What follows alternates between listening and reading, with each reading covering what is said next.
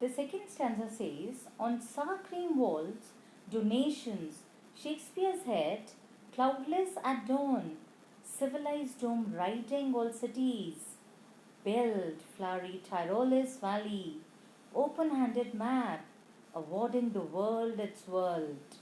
And yet, for these children, these windows, not this map, their world, where all their futures painted with the fog, a narrow street sealed in with a lead sky, far, far from rivers, gates, and stars of words. Now, in this stanza, we have seen that the gifts given as donation and the picture of Shakespeare's head are hung on the unpleasant creamy walls. They are the sour cream walls, the off-white color walls. Again, the off-white color is a representative of the dullness in the life of these slum children. Now, these posters, these pictures might be given as donations. Now, Shakespeare, who is the symbol of literature, who's the father of literature, who's the symbol of education, seem to be meaningless for these children. Why? Because their world is not the world of Shakespeare, but their world is this area where the unhygienic area where they are living in. In the early morning, the sky is cloudless. Now, the sky is cloudless, yet these children are not able to enjoy the sky. The color of the sky, they are not even able to receive the direct sunlight. Why?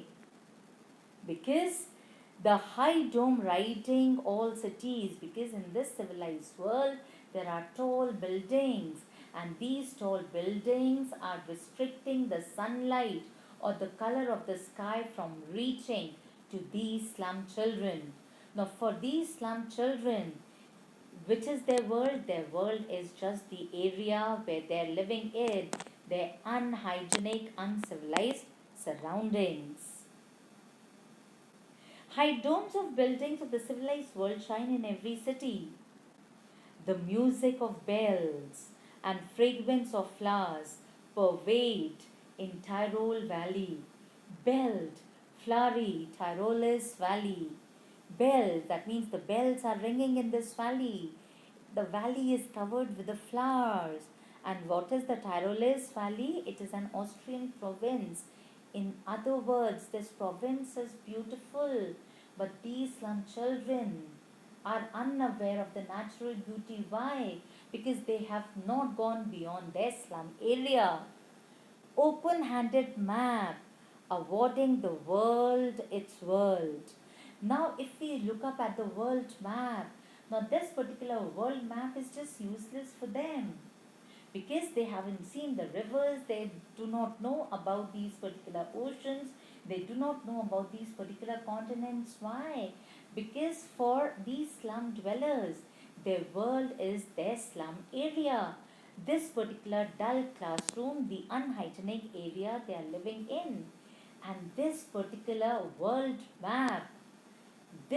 map belongs to the world of the rich, the world of the powerful.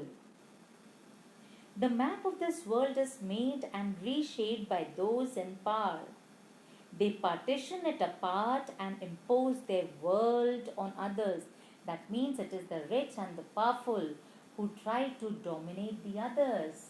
So, from where will these particular slum dwellers be able to call this world their own when they are dominated by these powerful ones?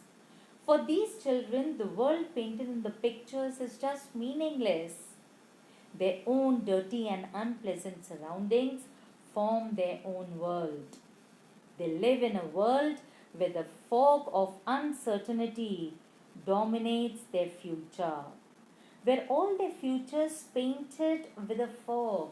Now, what is the fog? Fog is that condition where there is no clarity, everything becomes blur, everything becomes unclear. So, what becomes unclear? The future of these particular slum children is unclear. A narrow street sealed in with a lead sky. They are doomed to live in the narrow streets, closed in by the bluish Grey sky, that means they are not able to enjoy the bright sunlight. They have to live in this bluish grey sky.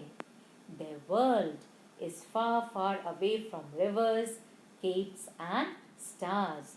Again, a very beautiful usage of repetition.